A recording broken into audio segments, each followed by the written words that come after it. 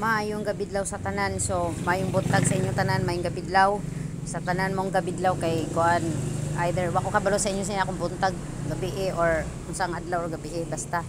Karon naghiwa ko na kining kuya na to paspasan tani kay gutom na naghiwa ko dag gulay petchay na siya nya nagibutangan ako karne sa dinosaur para na ay sagol-sagol karning gamay atong paspasan kay gigutom na nagniwang na si siyang pastilang luya. Yan, ako kasi rin ako manghod kay mukha siya og drug test, magpa-drug test siya kay nangsiga na iyang mata, charot bitaw.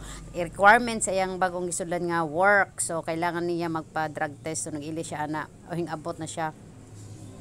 Nya diha apod ningadto nako sa likod kay ingon ko dito ko magluto kay maguling ko kay bagong hinlo. Kusina pag katoy-toy. So diri mi sa literal na dirty kitchen. So ana diha ako nang ate kay nanghinlo pud mi ana sa amo ang likod kay ang among mga tanom. Tanawan ninyo akong live guys, gitorm tamo dira, charot. Nami tilon dira kay kaslon si ma'am. Charot ra pod bitaw.